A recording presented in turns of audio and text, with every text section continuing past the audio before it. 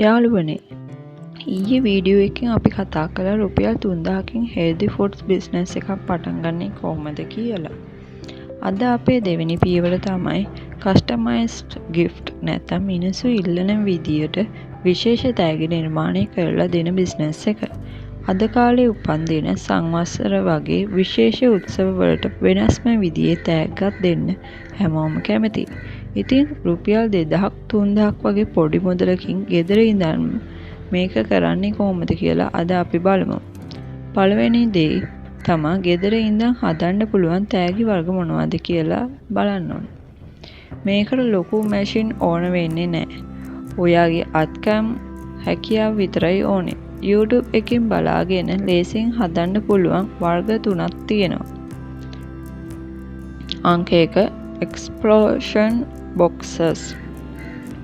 කඩදාසි වලින් හදන ඇරියම පෙට්ටිය කීපයක් ඇතුලෙන් මතුවෙන පින්තූර සහ ලස්සන වදන් දාන්න පුළුවන් තෑගි පෙට්ටිය. අංක 2 තමයි handmade scrapbooks. මතකයන් එකතු කරලා ලස්සනට නිර්මාණය කරපු පොත්. තුන්වෙනි එක තමයි arts racing arts සහ නූල් කලාව. string arts ලෑල්ලක් උඩ ඇන සහ නූල් පාවිච්චි කරලා නම හෝ රූප අඳින එක. නැත්නම් රේසින් දියරින් ලස්සන කී ටැග්ස් හදන එක. දෙවෙනි දේ තමයි මේකට යන වියදම සහ බඩු ගන්නා හැටි. මුලින්ම රුපියල් 2000ක් විතර වියදම් කරලා බුක් ෂොප් එකකින් පාට බෝඩ් ලෑලි, කැලිග්‍රැෆි පෑන, ග්ලූ ගන් එකක්, රිබන්, පබළු සහ අලංකාර කරන්න ගන්න පුළුවන් පොඩි ස්ටිකර් වර්ග මිලදී ගන්න.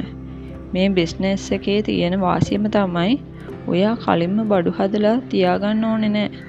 කවුරු හරි ඕඩර් එකක් දුන්නාම ඒ අයගේ ඇඩ්වාන්ස් මුදලක් අරගෙන ඒ සල්ලි වලින් උනත් අමුද්‍රව්‍ය ගන්න පුළුවන්. තුන්වෙනි දේ තමයි ඕඩර්ස් ගන්න සහ විකුණන්නේ කොහොමද? මේ බිස්නස් එක සම්පූර්ණයෙන්ම කරන්න ඕනේ ඔන්ලයින්. පළවෙනි පියවර තමයි ඔයා මුලින්ම යාළුවන්ට හෝ ගෙදර කෙනෙක්ට ලස්සන තෑගි පෙට්ටියක් හදලා ඒකේ හොඳ ක්වොලිටි පින්තූර සහ පොඩි වීඩියෝ කැලිටි එකක් ෆෝන් එකෙන් ගන්න.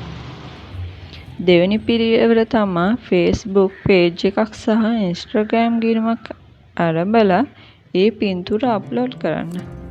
තුන්වෙනි පියවර තමයි ලංකාවේ ඕනම තැනකට කුරියර් කරන්න පුළුවන් කියලා දාන්න.